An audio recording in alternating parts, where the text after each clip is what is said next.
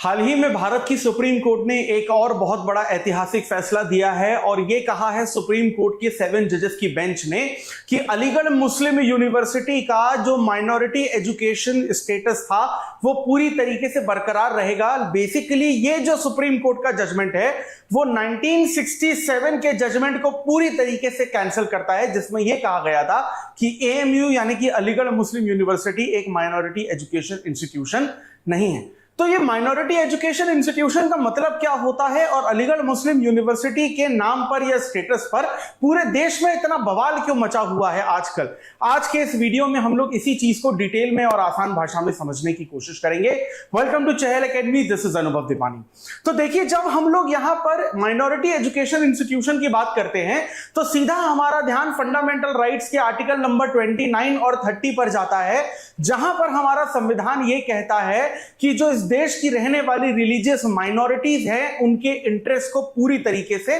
Protect किया जाएगा। और वहीं अगर हम लोग आर्टिकल नंबर 30 क्लॉज 1 की बात करें तो यह कहा गया है कि इस देश की हर रिलीजियस माइनॉरिटी को इस बात का अधिकार है कि वो अपने रिलीजन से रिलेटेड किसी तरीके का एजुकेशनल इंस्टीट्यूशन यहां पर एस्टैब्लिश कर सकते हैं। लेकिन अलीगढ़ मुस्लिम यूनिवर्सिटी को जब सर सैयद के द्वारा एस्टैब्लिश किया गया था और 1950 में जब कॉन्स्टिट्यूशन इंप्लीमेंट हुआ और बाद में भी उसे फिर माइनॉरिटी इंस्टीट्यूशन का दर्जा दिया गया, तो उसके बाद भारतीय सरकार का यह कहना था कि अलीगढ़ मुस्लिम यूनिवर्सिटी को आजादी के बाद पार्लियामेंट्री एक्ट से पास किया गया था, ना कि मुसलमानों के द्वारा स्थापित किया गया था। इसलिए एएमयू यानी कि अलीगढ़ मुस्लिम यूनिवर्सिटी को हम लोग माइनॉरिटी एजुकेशन इंस्टीट्यूशन का दर्जा नहीं दे सकते हैं। लेकिन इंटरेस्टिंग बात यह भी है कि 7 जजेस बेंच जो सुप्रीम कोर्ट की, जिसने कहा है कि एक माइनॉरिटी एजुकेशन इंस्टीट्यूशन होगा अब एएमयू, उस सुप्रीम कोर्ट की बेंच का यह कहना है कि यह फाइनल डिसीजन नहीं है, लेकिन सुप्रीम कोर्ट ने अब एक माइनर ब्रांच यानी कि 3 जजेस ब्रांच बेंच के पास, सुप्रीम कोर्ट की बेंच के पास ये एक जजमेंट दोबारा से भेजा है ताकि वो उस पर फाइनल वर्डिक्ट दे सके। तो चलिए अब हम लोग इसको बेसिकली डिटेल में समझने की कोशिश करते हैं। तो देखिए, हाल ही में यहां पर सुप्रीम कोर्ट ने ये बोला कि अलीगढ़ मुस्लिम यूनिवर्सिटी जो है वो पूरी तरीके से होलिस्टिक है और रियलिस्टिक है और इनका जो माइनॉरिटी इंस्टीट्यूशन का दर्जा है वो पूरी तरीके से यहां पर सेफ रहेगा। कॉन्स्टिट्यूशन की 7 जज की बेंच थी, यानी एक बेंच जिसमें 7 जजेस बैठते हैं तो 7 जज बेंच कहलाती है, जिसमें 4:3 की मेजॉरिटी से अलीगढ़ मुस्लिम यूनिवर्सिटी के फेवर में यहां पर बेसिकली बात आई थी। अब अलीगढ़ मुस्लिम यूनिवर्सिटी के केस को डिटेल में समझने के लिए हमें थोड़ा सा हिस्टोरिकल बैकग्राउंड की तरफ जाना पड़ेगा। और ये अलीगढ़ मुस्लिम यूनिवर्सिटी की जो कंट्रोवर्सी है वो आजादी के बाद 1967 में शुरू होती है, जब S Aziz Basha versus union of India का केस होता है, जिसमें सुप्रीम कोर्ट पहली बार यह कहता है 1967 में कि अलीगढ़ मुस्लिम यूनिवर्सिटी एक माइनॉरिटी एजुकेशन इंस्टीट्यूशन नहीं है, क्योंकि इसे मुस्लिम कम्युनिटी के द्वारा स्थापित नहीं किया गया है, लेकिन आजादी के बाद इसे पार्लियामेंट के एक्ट के तहत स्थापित किया गया है, इसलिए ये आर्टिकल नंबर 30 क्लॉज 1 के तहत नहीं आता। लेकिन इसके बाद 1981 में अलीगढ़ मुस्लिम यूनिवर्सिटी एक्ट में एक अमेंडमेंट लाया जाता है गवर्नमेंट के द्वारा, और फिर बेसिकली गवर्नमेंट ही इसे क्या करती है कि एक ऐसे इंस्टीट्यूशन बना देती है जो डिक्लेयर कर देती है एक माइनॉरिटी इंस्टीट्यूशन के नाम पर, जहां पर मुस्लिम्स की जो एजुकेशन है या मुस्लिम के जो कल्चरल एडवांसमेंट है उनको प्रमोट करने की बात होती है। यानी 1967 का जो सुप्रीम कोर्ट का वर्डिक्ट है वो अलीगढ़ मुस्लिम यूनिवर्सिटी के खिलाफ जाता है। लेकिन 1981 में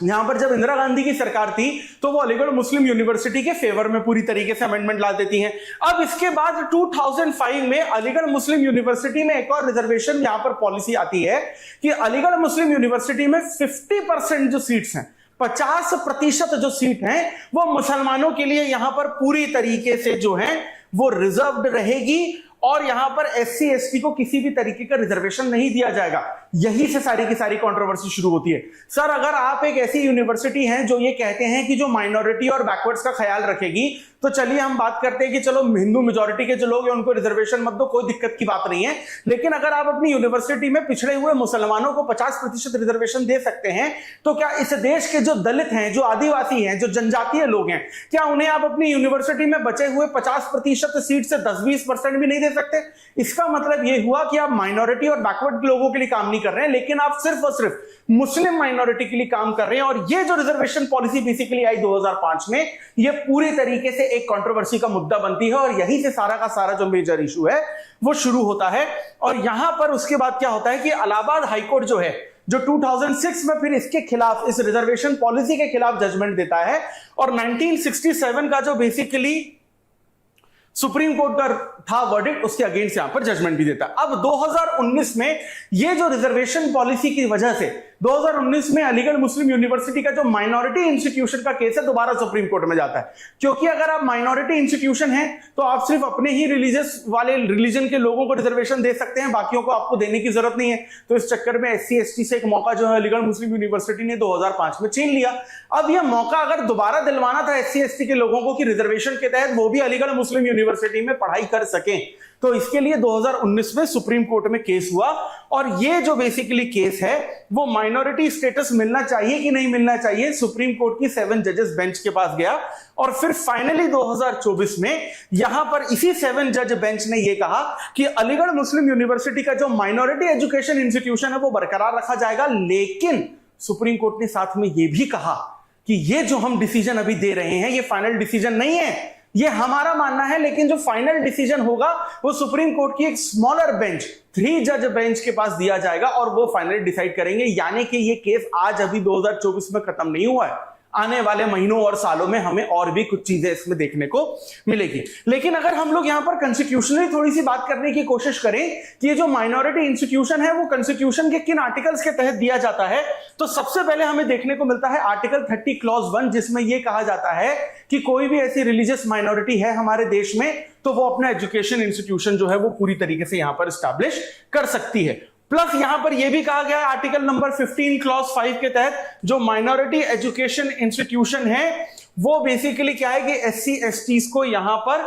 रिजर्वेशन नहीं भी देंगे तब भी चलेगा, क्योंकि देखिए आर्टिकल नंबर 14 जो है, आर्टिकल नंबर 15 जो है, आर्टिकल नंबर 16 जो है वो इक्वालिटी की बात करता है। लेकिन आर्टिकल नंबर 15 क्लॉज 5 में एक अपवाद है, एक एक्सेप्शन है। मान लीजिए कि अगर आप और मैं मिलकर कोई एक नॉर्मल सा कॉलेज खोलें या नॉर्मल सा स्कूल खोले या एजुकेशन इंस्टीट्यूशन खोले जिसमें गवर्नमेंट से फंड ले रहे हैं हम लोग, तो गवर्नमेंट की पॉलिसीज को आपको और मुझे फॉलो करना पड़ेगा। गवर्नमेंट कहती है कि SC ST को रिजर्वेशन देना चाहिए, तो आप और मैं अपने अपने एजुकेशन इंस्टीट्यूशन में जिससे हम सरकार से पैसा ले रहे हैं SC और ST को हम लोग रिजर्वेशन देंगे। लेकिन इस SC ST को रिजर्वेशन देना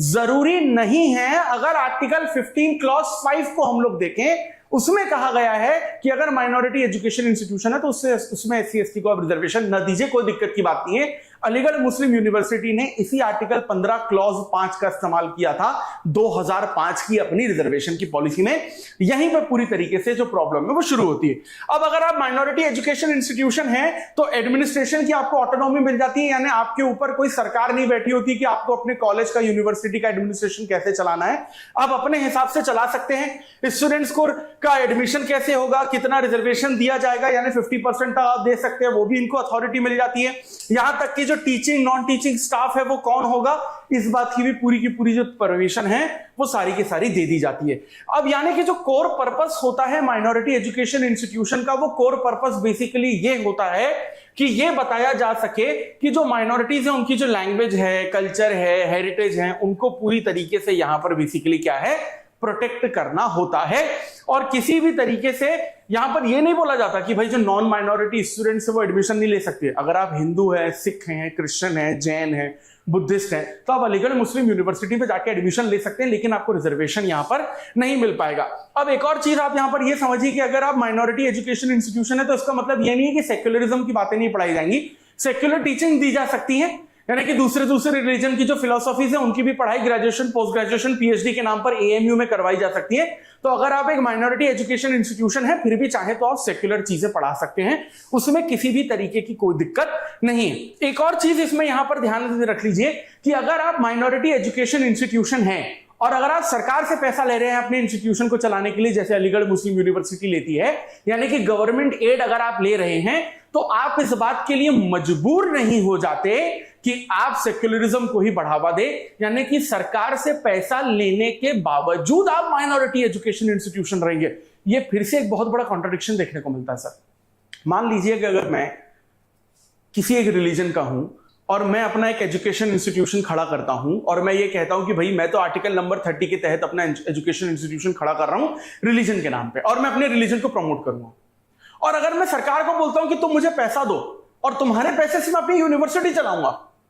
और फिर मैं सरकार को कहता हूं कि मैं तुम्हारी गाइडलाइन भी फॉलो नहीं करूंगा, मैं सारे रिलीजन को प्रमोट नहीं करूंगा, लेकिन मैं सिर्फ अपने रिलीजन को प्रमोट करूंगा, तो ये तो वही बात हो गई सर कि मैंने आपसे पैसे लिए, अपने घर पे राशन खरीद के लाया और फिर आपने बोला कि सर मेरे पैसे से राशन खरीदे हो तो हमें भी थोड़ा खाना खिला दो, तो मैंने कहा नहीं मैं आपको खाना नहीं खिलाऊंगा, ये तो मेरा खाना है। ये बिल्कुल वैसी ही बात है, यानी जो कॉन्ट्रडिक्शन है वो काफी ज्यादा है, इसलिए बेसिकली यहां पर आपको थोड़ी सी प्रॉब्लम जो है वो देखने को मिल रही है। अब यहां पर सुप्रीम कोर्ट ने जो 7 जज बेंच ने कहा है कि हम 3 जज बेंच को पूरी की पूरी चीजें देने वाले हैं, ट्रांसफर करने वाले हैं केसेस की, सुप्रीम कोर्ट का यह कहना है कि ये एजुकेशन इंस्टीट्यूशन माइनॉरिटी का है या नहीं, ये 2 चीजों से डिसाइड होगा, एक तो एस्टैब्लिशमेंट से डिसाइड होगा और एडमिनिस्ट्रेशन से डिसाइड होगा। अब अगर हम लोग एस्टैब्लिशमेंट की बात करते हैं तो अगर हम लोग हिस्टोरिकल बैकग्राउंड में जाते हैं तो इसको तो बेसिकली क्या है कि सर सैयद ने एस्टैब्लिश किया था, मुस्लिम से बेसिकली क्या डोनेशन फंड लिया गया था, लेकिन जब हम ऑफिशियल एस्टैब्लिशमेंट की बात करते हैं तो 1950 के बाद इसको पार्लियामेंट एक्ट के थ्रू एस्टैब्लिश किया गया था। तो कानूनी तौर पर अगर हम लोग देखें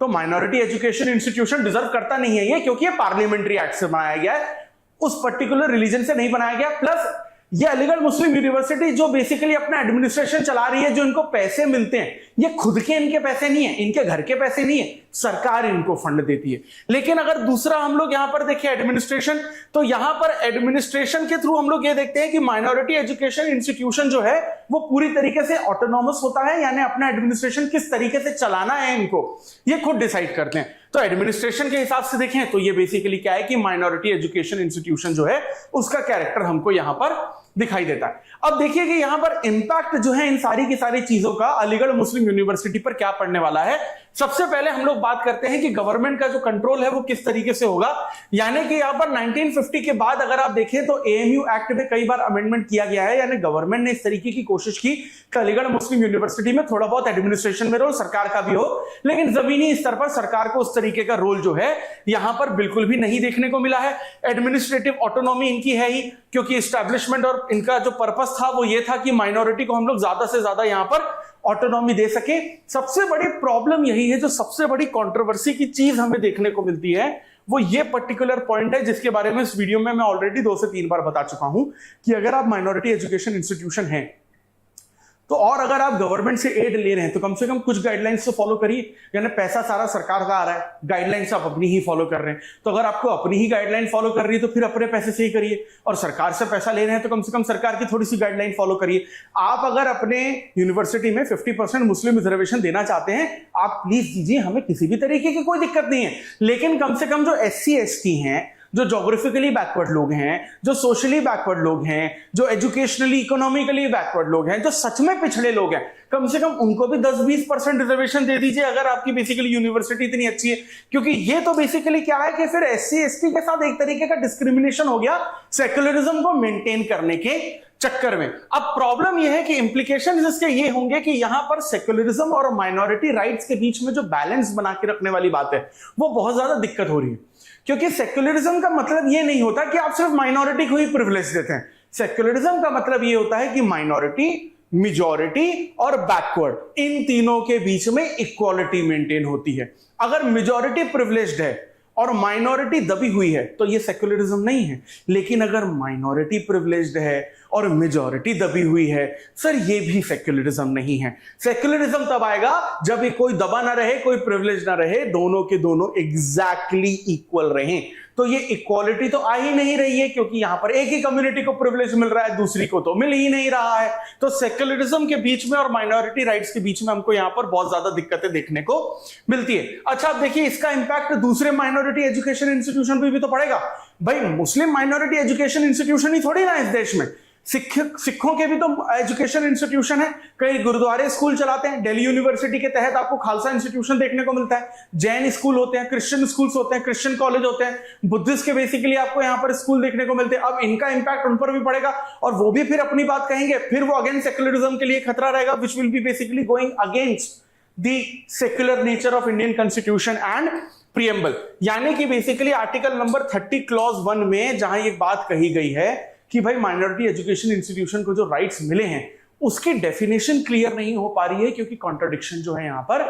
बहुत ज्यादा है। तो अलीगढ़ मुस्लिम यूनिवर्सिटी को यहां पर जो माइनॉरिटी एजुकेशन इंस्टीट्यूशन का दर्जा दिया गया है, आप इसके फेवर में हैं या आप इसके अगेंस्ट में हैं, प्लीज कमेंट सेक्शन में जरूर बताइए। और सुप्रीम कोर्ट ने जो बेसिकली बोला है कि माइनॉरिटी एजुकेशन इंस्टीट्यूशन है, इस पर आपकी क्या राय है वो भी कमेंट सेक्शन में बताइए। और जो कॉन्ट्रडिक्शंस के बारे में हम लोगों ने आज के इस वीडियो में डिटेल में डिस्कस किया है, उस कॉन्ट्रडिक्शन के बारे में आपके क्या पॉइंट ऑफ व्यू है वो भी कमेंट सेक्शन में जरूर बताइएगा। और इसी टॉपिक से रिलेटेड आपके सामने यहां पर एक मेंस का क्वेश्चन है जिसमें आपसे यह पूछा जा रहा है that evaluate the Supreme Court's recent decision on the minority character of education institutions, discuss the two-fold test laid down by the court, focusing on the aspects of the establishment and administration. How does this judgment impact institution like Aligarh Muslim University, and what are the broader implications for minority educational rights in India? तो अलीगढ़ मुस्लिम university का जो हमने topic detail में समझा, इसी तरीके के complicated controversial topics को अगर आप आसान भाषा में और समझना चाहते हैं और चाहते हैं कि इस तरीके का कंटेंट हम लगातार आप तक पहुंचाते रहें जो आपके यूपीएससी सिविल सर्विसेज एग्जामिनेशन की प्रिपरेशन को और आसान बना सकता है, so for that please stay tune to Chahal academy और इस यूट्यूब चैनल को जरूर सब्सक्राइब करिएगा। और अलीगढ़ मुस्लिम यूनिवर्सिटी की जो कंट्रोवर्सी चल रही है, अगर आप चाहते हैं कि यह जागरूकता इस देश के हर नागरिक तक पहुंचे ताकि हर व्यक्ति अपने अधिकारों को सही तरीके से समझ पाए और उसके खिलाफ अगर किसी तरीके का भेदभाव हो रहा है, चाहे माइनॉरिटी के नाम पर चाहे मेजॉरिटी के नाम पर, अगर आप चाहते हैं कि ये जागरूकता इस देश के हर नागरिक तक पहुंचे तो उसके लिए इस वीडियो को ज्यादा से ज्यादा लाइक और शेयर करिएगा। This is Anubhav Deepani signing off. I will see you in the next video. Thank you very much.